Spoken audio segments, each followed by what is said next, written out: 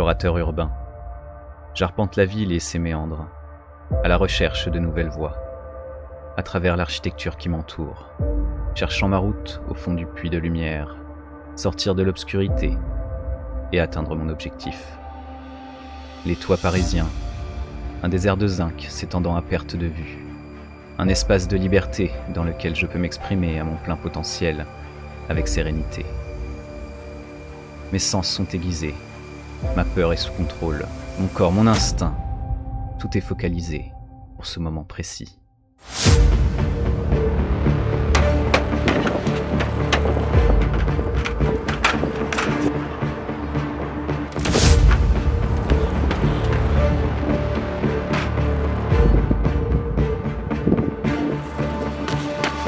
Mes yeux se portent vers l'horizon, prochaine frontière aux terres inexplorées.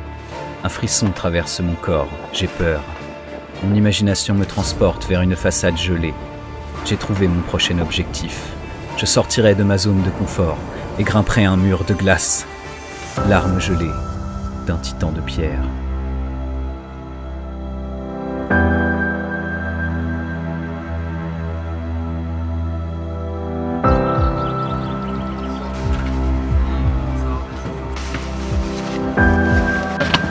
Ça va? Très bien, Laurent. et toi? Salut.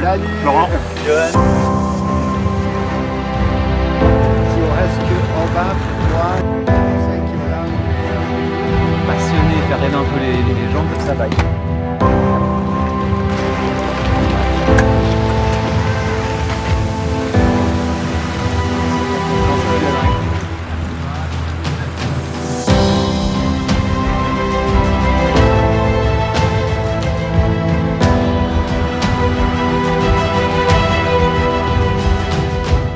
Sous l'œil attentif de mon guide, à l'aisance de chamois, je réapprends à marcher, à trouver mes prises et à connaître la glace, ses aspérités, ses forces et mes faiblesses. Je suis redevenu un enfant, cherchant la force de devenir un homme, pour un combat déjà disproportionné.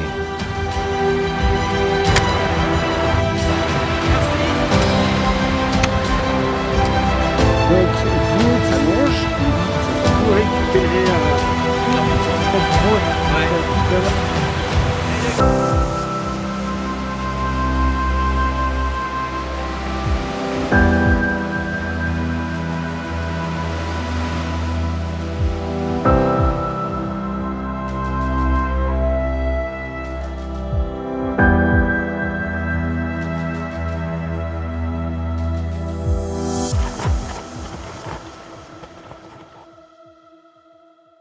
Comme un effet de déjà-vu, l'obscurité m'envahit.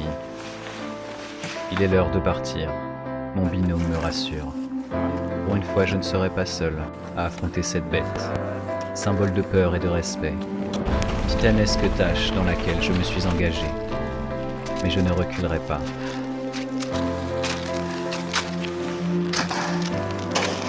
Elle se dresse finalement devant moi. 120 mètres de glace tranchante. Beauté mortelle que je dois dompter.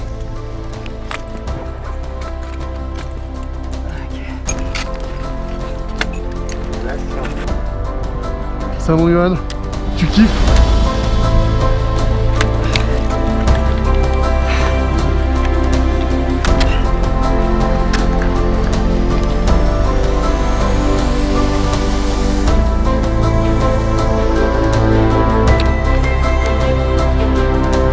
Allez mon gars.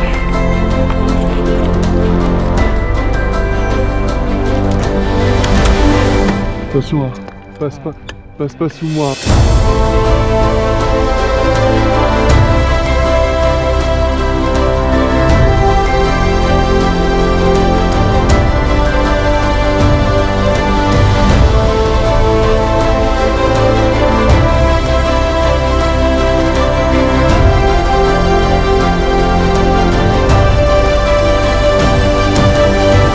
Victoire éphémère.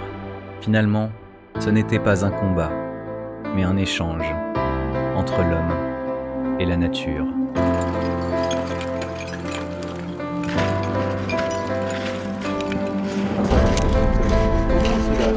Bon bah ça s'est bien passé franchement, c'était cool.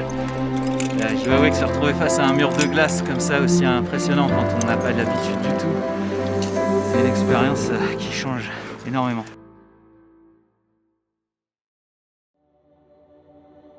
Je pense que Johan, ce qu'il est venu chercher un petit peu dans cette aventure, c'est à sortir de sa zone de confort. Qu'est-ce que tu en as pensé, toi? Moi, je connaissais très peu son activité avant de le rencontrer. Je ne le connaissais pas et j'ai appris à le connaître. J'ai regardé ses vidéos et je pense qu'il y a des belles similitudes entre ce qu'il fait sur les toits de Paris et nous, ce qu'on fait ici en fait. Et je pense que quelque part, c'est un aventurier. Il vient chercher une aventure un peu différente. Le début a été dur, surtout l'approche de la cascade. Je pense que c'est quand même une activité différente. Je pense que c'est quelqu'un qui a des grosses capacités et qui est un grand challenger. Après, il faut forcément un petit temps d'adaptation. Donc oui, le début, c'est toujours un peu la découverte, donc un peu dur. Mais après, je trouve qu'on sent quand même qu'il a des facilités et qu'il se débrouille très bien. Il est à l'aise avec son corps, parce que c'était la première fois qu'il marchait avec des crampons, c'était la première fois qu'il tenait des piolets. Exactement.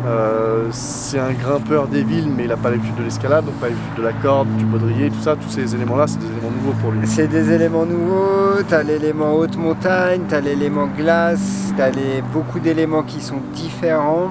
Et donc voilà, donc il y a un gros apprentissage. Il était motivé, il s'est bien motivé et ça s'est très bien passé. C'est cool. C'est toi qui m'a présenté Johan en fait et qui m'a présenté ce projet. Et voilà, donc moi, je voulais voir un petit peu toi comment ça s'est passé de ton côté. Bien sûr, ça s'est un petit peu passé en 2 temps parce qu'effectivement il y a quelques années j'ai fait un peu de parcours, donc on s'était déjà croisés à des entraînements où on se connaissait un petit peu de vue mais sans vraiment se connaître. Et je suivais beaucoup de ses activités, notamment sur Instagram. Et il a posté une story avec marqué « Cette année, en 2021, je fais une cascade de glace ». Donc je lui ai répondu, je ne sais plus exactement, mais je lui ai dit « Chiche, c'est parti, on y va ». Et j'ai dit ça un peu comme ça, comme on peut répondre à des stories assez facilement. Et 10 minutes après, il me répondait. Le soir même, on s'appelait. Une poignée de main plus tard, on était là, avec toi. C'est cool. Et voilà, nous c'est un peu la fin de notre projet avec Johan. Moi j'ai été bien content de le rencontrer, bien content de voir un peu.